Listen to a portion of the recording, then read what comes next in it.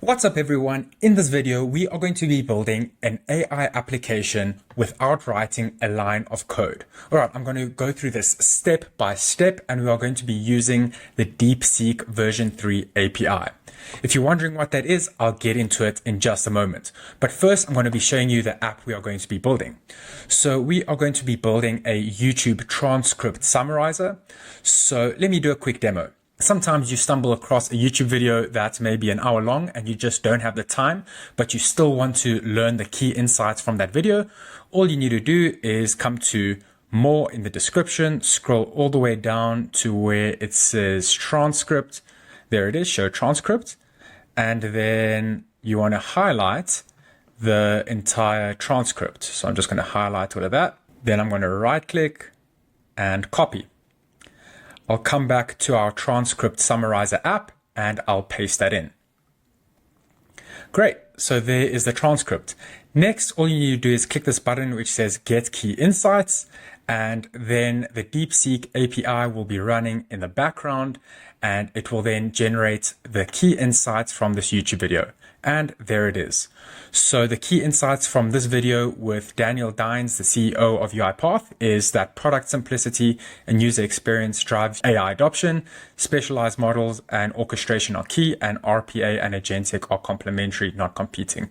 And there's some extra details on the insights. And that actually makes a lot of sense because I have watched that video and those are in fact the key insights. Before we jump into building this application, I'm first going to answer the question, what is DeepSeek V3?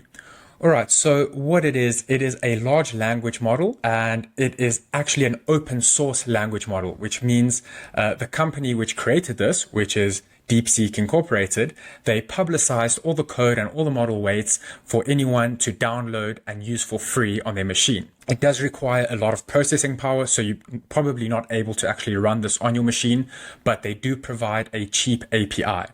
All right, so if I click on this GitHub, it'll take us directly to the code and all the model weights of the DeepSeek large language model. Now, what's so impressive about this DeepSeek V3 language model is that it is actually slightly smarter than the state-of-the-art closed source language models such as GPT-4o from OpenAI and Claude 3.5 Sonnet from Anthropic. To me, the most impressive thing is that by using the DeepSeek V3 API, it is actually 31 times cheaper than the best closed source models. There is a caveat to this, and that is that there's no privacy, which means that the API actually trains on your data. However, you can use together.ai, where they have built a private version, but this is, of course, marked up. All right, so it's not going to be as cheap as using the LLM directly from DeepSeek, but at least you're getting the privacy. And Together AI was able to build this because DeepSeek made the code open source. So they were able to just copy paste it and build a wrapper around that in order to protect your privacy. As you can see here, we have the evaluation benchmarks where the DeepSeek version 3 large language models was weighed up against other open source models as well as the closed source ones. And you can see the dark blue lines over here, those are the DeepSeek version 3. And these are 6 different evaluation tests or benchmarks that were compared. And we can see for MMLU Pro, which is an advanced knowledge test on professional fields like medicine, law, and engineering, we can see it ranks second to Claude 3.5 Sonnet, which is very impressive. Here we have some PhD level science questions, and we can see it also ranks second to Sonnet. Then in the math problem solving test, it outperforms all the other ones. The other maths test, it outperforms the others by quite a lot. Then we have Code Forces, which is a programming competition test, and we can see it wins by quite a lot across all the language models. And in terms of software engineering capabilities, it also ranks second to Sonnet. So as you can see by this, the open source model DeepSeek version 3 is equal to, if not better than, the state-of-the-art closed source models. And this is actually a major breakthrough in the AI community. And here we have a comparison of the pricing. There's different pricing for the prompt and the response, but you can see we have the pricing for Anthropic, OpenAI, and DeepSeek. These are the actual model names that we are comparing. And as a summary, the DeepSeek model for the prompt is 21 times cheaper than Anthropic and 17 times cheaper than OpenAI. And for the response, it's 53 times cheaper than Anthropic and 35 times cheaper than OpenAI. So you can see that's a major difference. Enough of this boring stuff. Let's jump into building our AI application with Bubble. If you're not familiar with Bubble, Bubble is a cloud-based application that allows you to build fully functional web applications without writing a line of code. It's all drag and drop, and it's actually very powerful and versatile in the types of apps that it can build. And in this tutorial, we are going to be building an AI application using the DeepSeek API. If you have never used Bubble, just navigate to bubble.io, create an account, all right, just with an email and a password, and then you can click this button to create a new app. So I'm going to click create an app, and I'll give it a name, and I'll call it Transcript Summarizer, and I'll click Get Started. It'll give you the option to activate the free trial. I'm just going to say start with basic features. All right, it's up to you if you want to do the 14-day free trial. Great. Now, just click this Skip Application Assistant. So we are going to be building this from a blank slate, just a white empty canvas.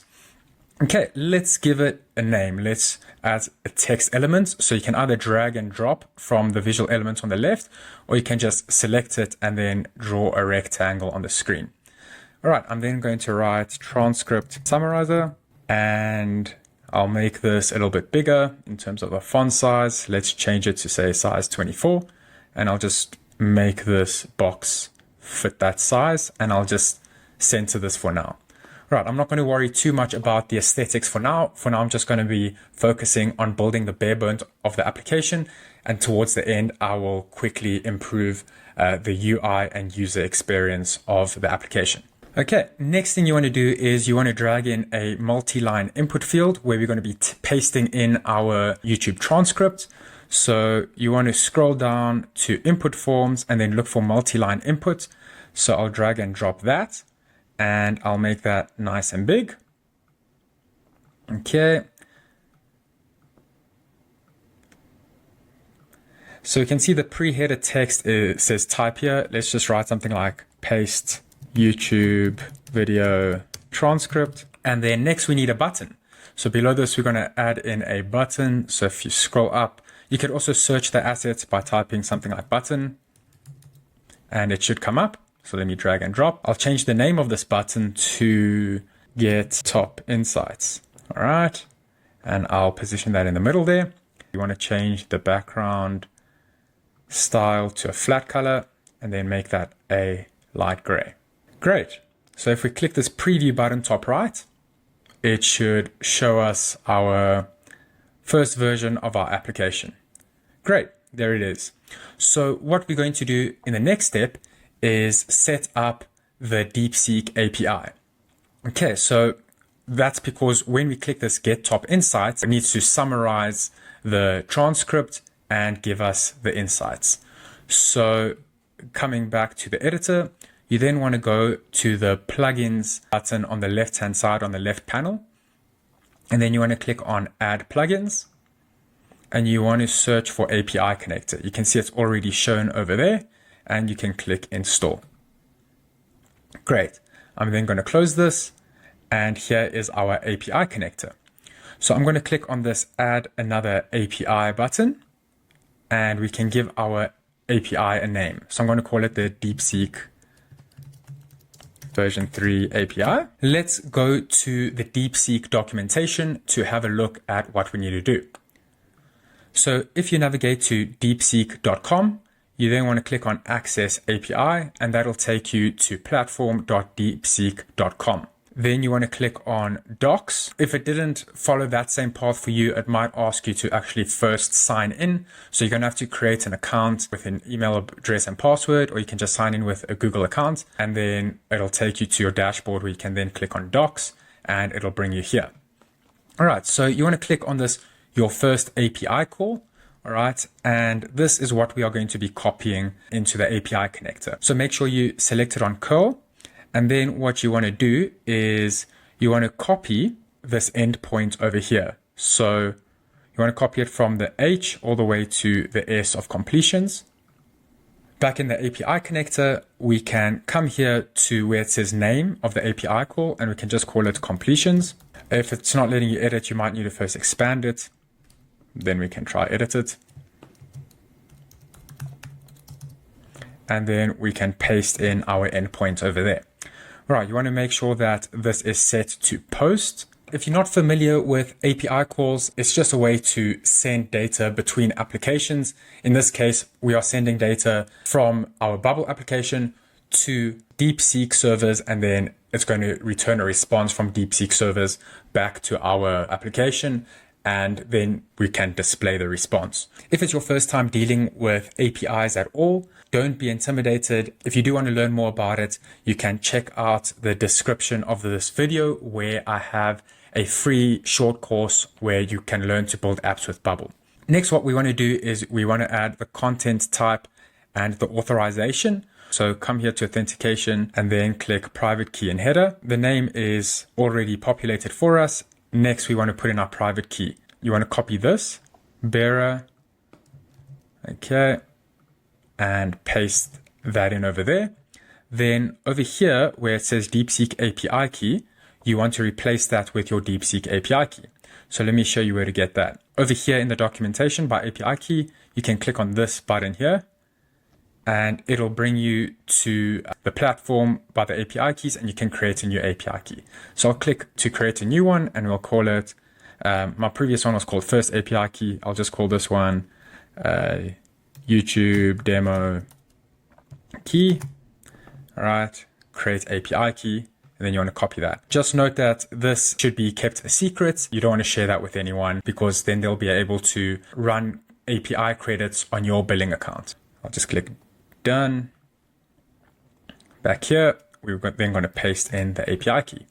Great. Make sure you include a space between the word bearer and the start of the API key. Just a single white space, or else it won't work. Next, we need to add a shared header, and we know that because over here, we have a header tag for the content type. So I'm going to copy content type. I'll come here, add a shared header. The key is content type, and the value is application/JSON. I'll Control C with my keyboard and Control V to paste that in. Next, we have all the parameters. All right, so you want to highlight everything between the two quotes, and right click and copy that. Then you want to come over here, scroll down into your completions, and then in this body over here, you want to Control V to paste that in. Let's actually test this out. I'm going to click initialize call,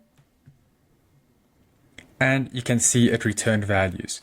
You might have gotten an error where it says something about billing or quota. If it says anything related to that, it is because you have to connect a billing card and load credits into your DeepSeek dashboard. So how you do that is you come to top up. You can choose either debit or credit card or PayPal. Then you click next steps, put in your card details and pay. So I just bought $2 worth. So if I come here to my usage, you can see I have $2, and even just for my usage, you can see I've already ran 63,000 tokens and it's used less than $0.01. That just shows you how affordable this DeepSeek API is. Once you've topped up, we can come here, and I just want to show you the response says, hello, how can I assist you today? Right, I'm just going to click save.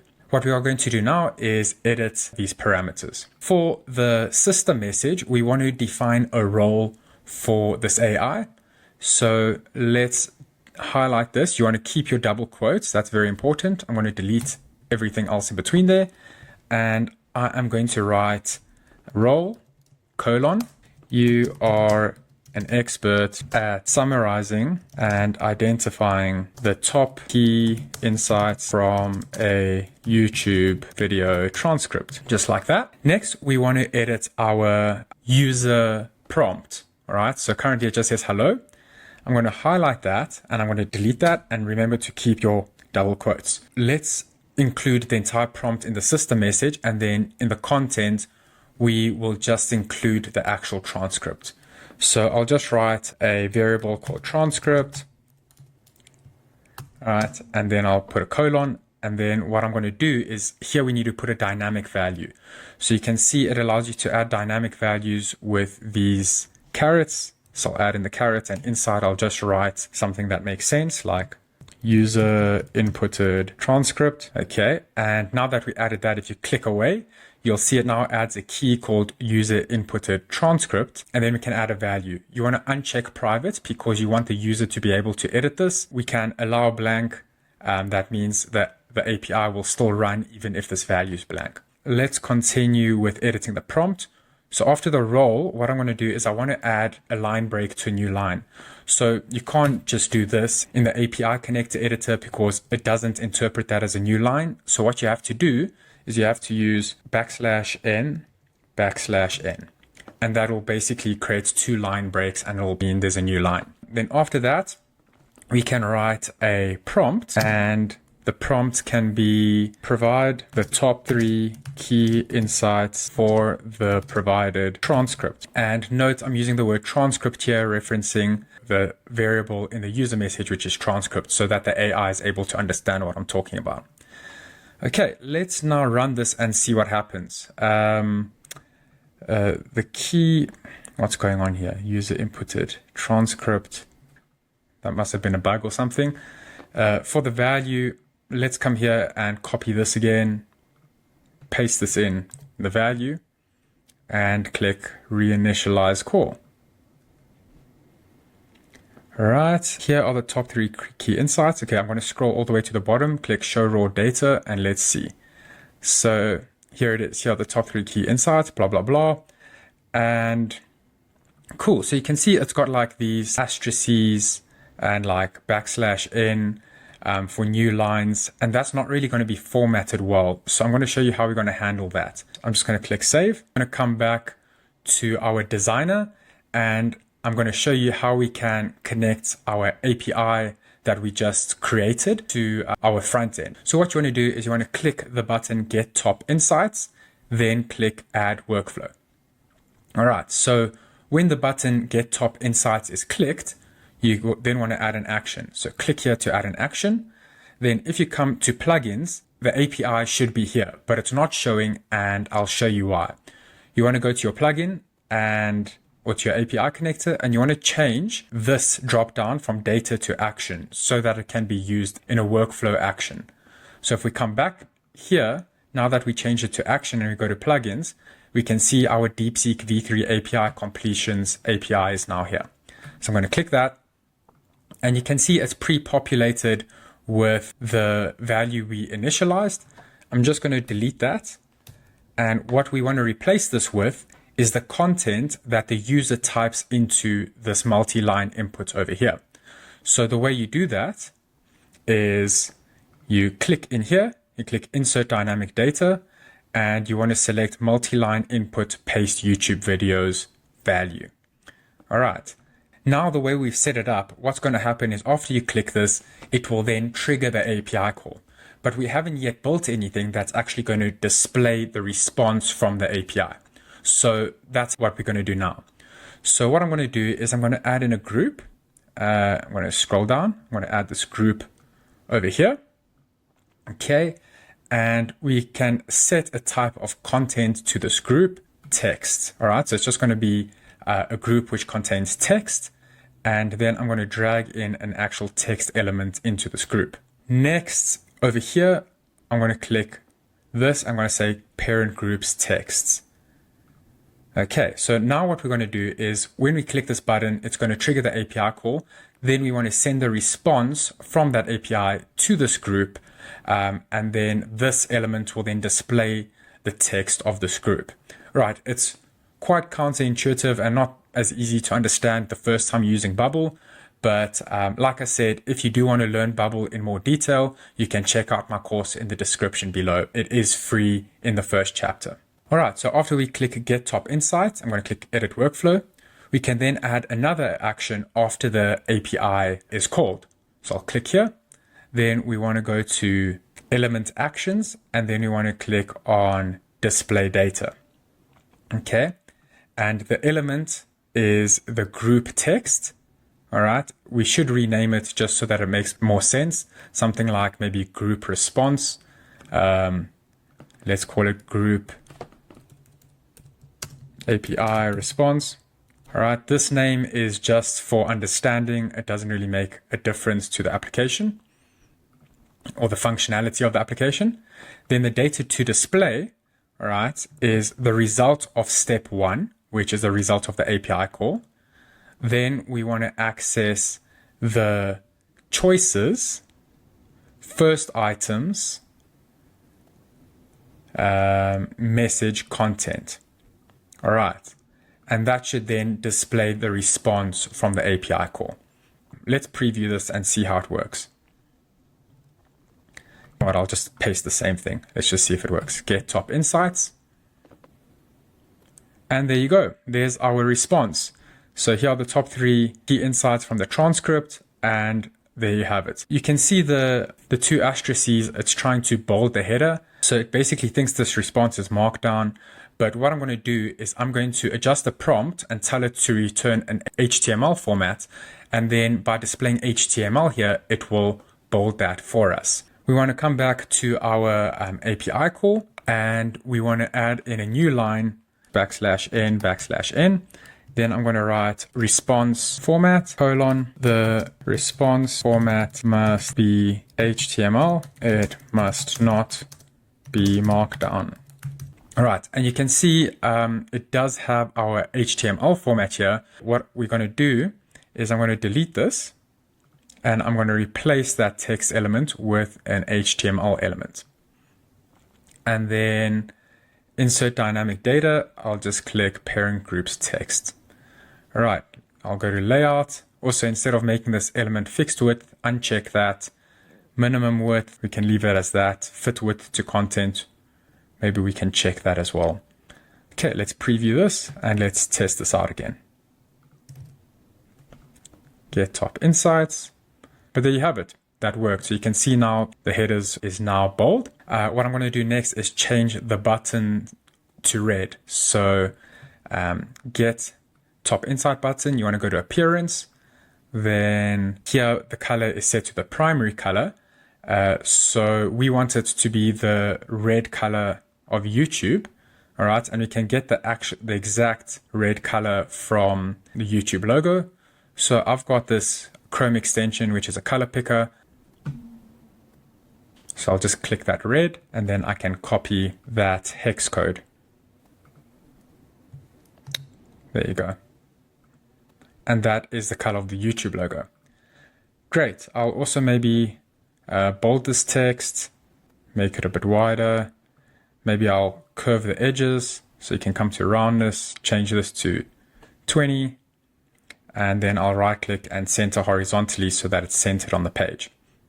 You also want to center everything else. So I'll center that horizontally, and also this group response, center that horizontally. Cool. I'll just move this up a bit. I'll press up with my keyboard just to make it closer to this input field. Next, I'm going to add in an icon of the YouTube icon on the left of this. Let's go to icons. There it is. I'm going to drag and drop that in. You want to come to Font Awesome V4 and then search YouTube. We can go with this one. You can choose whichever one you want and change the color to the color red.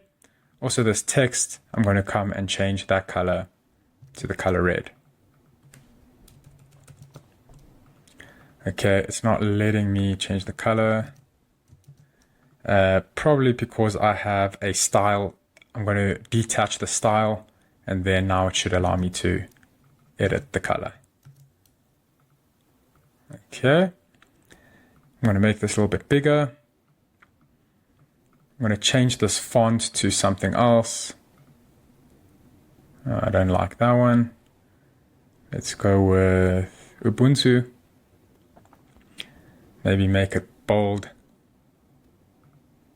And make the font a bit smaller, maybe 18.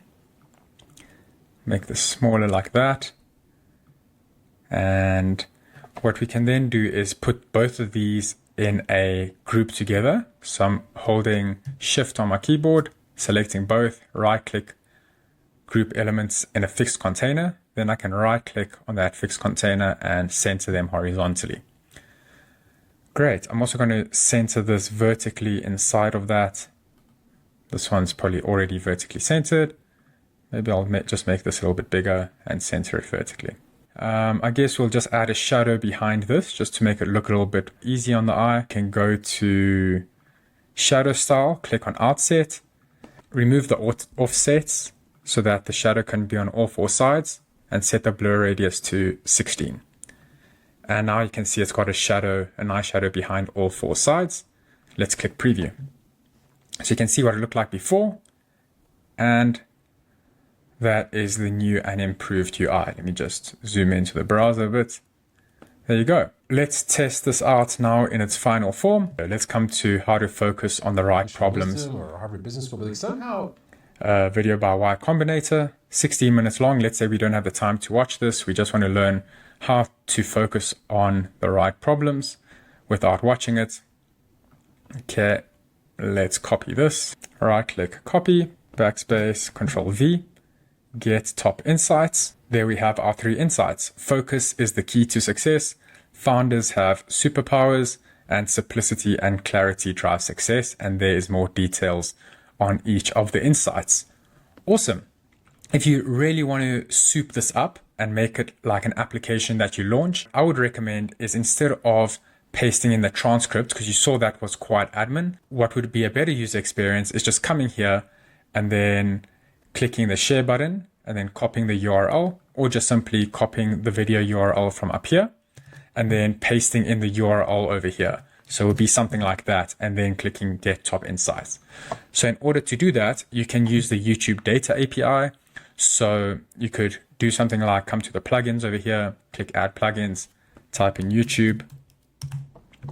So here it is, the YouTube Data API plugin. It allows you to download the transcript. And let's say this doesn't work for whatever reason, you could always just use the API connector and follow the documentation for the YouTube Data API, and then basically set up the captions API so that it can return the captions or the transcript just by providing the URL or the ID of a video. That would be a nice way just to improve the user experience. If you wanted to publish this as an application and launch it to the world, you can click this upgrade to deploy. You will need a paid version if you want to add a custom domain. So let's say you go and buy the domain transcriptsummarizer.com. You can then connect it in your settings over here under domain.